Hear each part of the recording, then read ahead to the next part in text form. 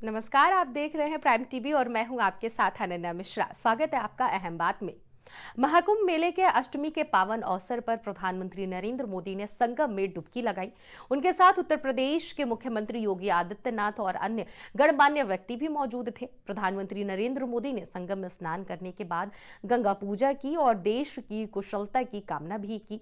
स्नान के बाद पीएम ने सूर्य को अर्घ्य दिया और करीब 5 मिनट तक मंत्र का जाप भी करते हुए सूर्य पूजा की। संगम नोज पर गंगा पूजन किया, मां गंगा को दूध अर्पित किया, साड़ी चढ़ाई। पीएम मोदी की तस्वीरें अब वायरल हो रही हैं।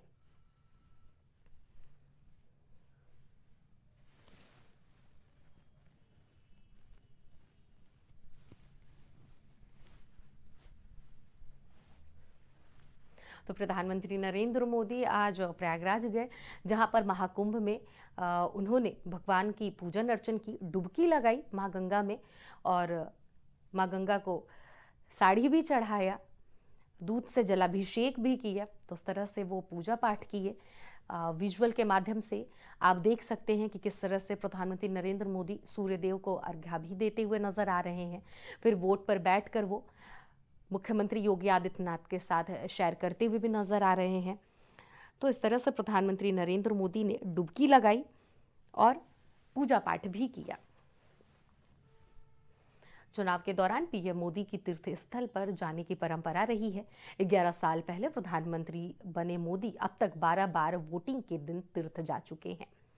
प्रधानमंत्री नरेंद्र मोदी पहले भी वोटिंग के दिन अपनी आध्यात्मिक यात्रा को अंजाम देते रहे हैं। 2014 में पीएम बनने के बाद मोदी अब तक कुल 11 बार वोटिंग के दिन किसी न किसी तीर्थ यात्रा पर रहे हैं। इस दौरान 2 बार लोकसभा और 6 राज्यों में विधानसभा चुनाव हुए। दोनों लोकसभा में बीजेपी ने सत्ता हासिल की, जबकि 6 राज्यों में से 4 राज्यों में बीजेपी ने सरकार बनाई। यानी कि प्रधानमंत्री मोदी की वोटिंग के दिन होने वाली आध्यात्मिक यात्रा अधिकतर बीजेपी के लिए फायदेमंद रही है। वरिष्ठ पत्रकार विनोद शर्मा कहते हैं कि वोटिंग डे पर तीर्थ यात्रा पर जाना मोदी की पॉलिटिकल स्ट्रैटेजी है और स्ट्रैटेजी का वो हिस्सा भी हो सकता है। पर यह कहना कि इससे पार्टी दिल्ली जैसे कठिन मुकाबले में जीत हासिल कर लेगी, ये सही नहीं है। मोदी के महाकुंभ में जाने से सीधा बीजेपी के वोटर्स पर ही असर पड़ेगा। जिन्हें आम आदमी पार्टी को या कांग्रेस को वोट देना है वो दे ही देंगे। 19 मई साल 2019 को लोकसभा चुनाव के आखिरी चरण में 8 राज्यों की 59 सीटों पर वोट डाले जाने थे। इसी दिन प्रधानमंत्री नरेंद्र मोदी ने केदारनाथ मंदिर में भगवान को कपड़े पहने लगाए हुए भोग भी लगाए थे, ध्यान भी लगाए थे। और वहीं दिल्ली के मद्देनजर ये डुबकी भी काफी सुर्खियों में रही।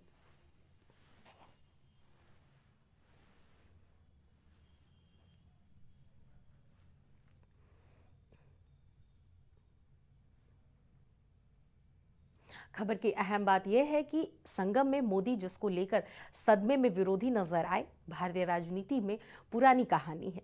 दिल्ली का रास्ता उत्तर प्रदेश से होकर जाता है। हालांकि इस कहावत का जिक्र अक्सर सत्ता के लिए होता रहा है, लेकिन इस समय यूपी उपचुनाव की एक सीट और दिल्ली में विधानसभा चुनाव का मतदान हो रहा है।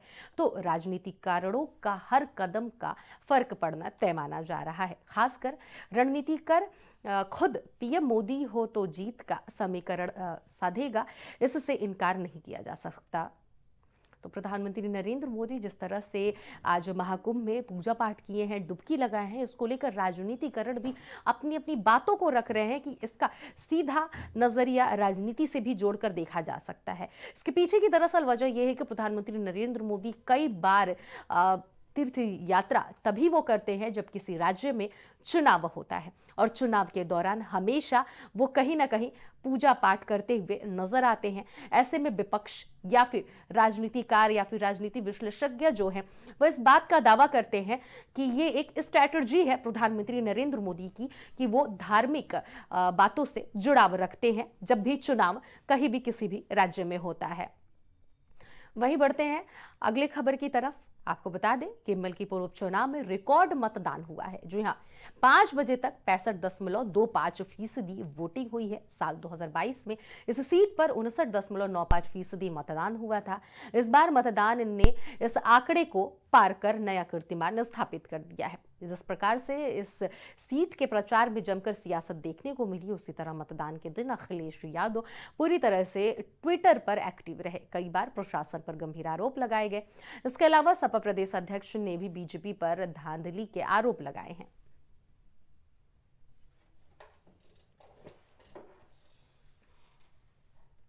भारी खींचतान के बीच मिल्कीपुर में मतदान संपन्न हो गए हैं। अब 8 फरवरी को नतीजे सामने आएंगे, जिसमें पता चल जाएगा कि आखिरकार मिल्कीपुर की जनता का आशीर्वाद किसे मिला है।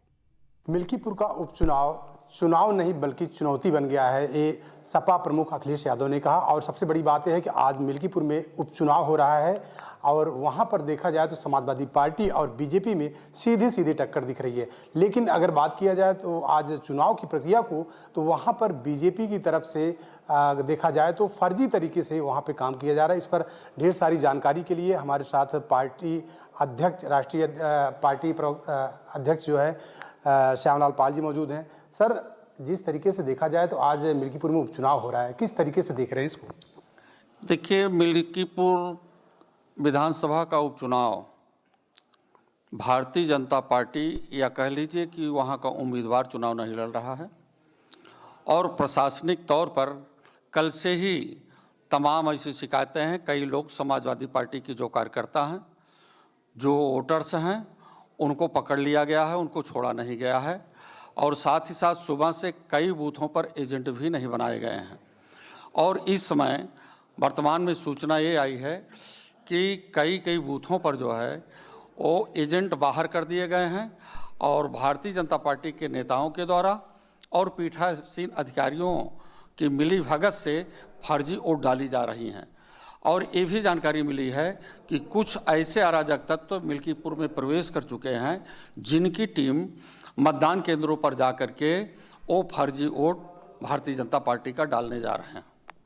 सर, तो जिस तरीके से देखा जाए तो जो फर्जी वोटिंग हो रही है, तो क्या लगता है कि प्रशासन जो वहाँ का है, प्रशासन और चुनाव आयोग क्या निष्पक्ष, आपको क्या लगता है निष्पक्ष काम नहीं कर रहा वहाँ पे? ये चुनाव निष्पक्ष कराने की स्थिति में नहीं है।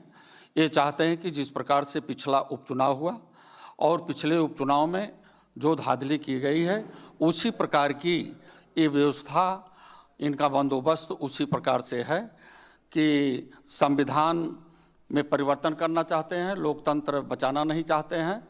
और आम जनता संविधान को लेकर के सचेत है और लोकतंत्र बचा रहे उसके लिए सचेत है।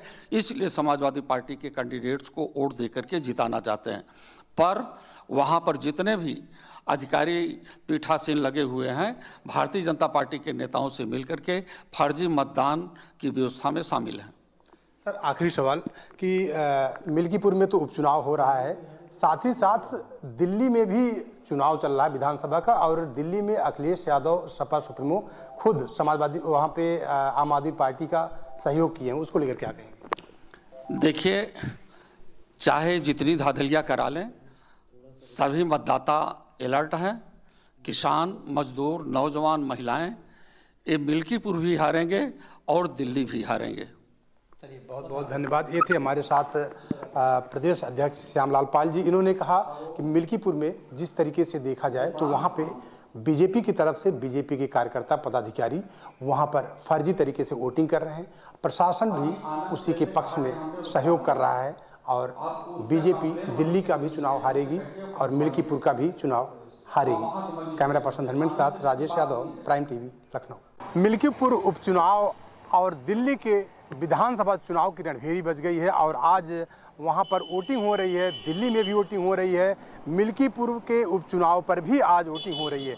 लेकिन जिस तरीके से समाजवादी पार्टी आरोप लगा रही है मिल्कीपुर में कि मिल्कीपुर में बीजेपी के कार्यकर्ताओं के द्वारा, बीजेपी के पदाधिकारियों के द्वारा और प्रशासन के द्वारा, प्रशासन के मिलीभगत से वहाँ पे फर्जी वाड़े की तरीके से वहाँ पे वोटिंग की जा रही है, वहाँ पे फर्जी वोट डाले जा रहे हैं, लेकिन प्रशासन मौन है। तो जाहिर सी बात है कि जिस तरीके से समाजवादी पार्टी आरोप लगा रही है बीजेपी पर, बीजेपी के कार्यकर्ताओं पर, तो जाहिर सी बात है कि बड़ा सवाल है। और वहीं समाजवादी पार्टी के पार्टी अध्यक्ष की बात करें तो पार्टी अध्यक्ष श्यामलाल पाल ने कहा कि बीजेपी जो है मिल्कीपुर का भी चुनाव हारने जा रही है और साथ ही साथ दिल्ली का भी चुनाव हारेगी, क्योंकि दिल्ली में भी आम आदमी पार्टी की सरकार बनेगी, केजरीवाल वहां के मुख्यमंत्री बनेंगे।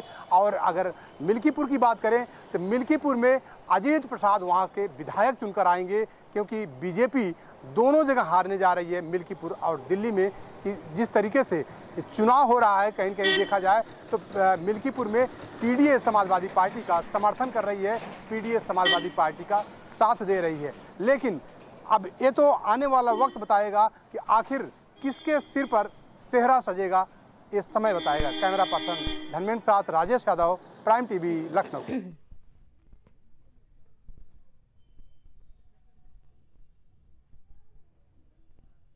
खबर की अहम बात यह है कि बीजेपी और सपा दोनों की अपनी जीत का दावा कर रही है, लेकिन देखने वाली बात यह होगी कि कौन सी पार्टियों के मुद्दों का जो इस चुनाव पर हुए चुनाव के जो नतीजे हैं वो असर बताएंगे।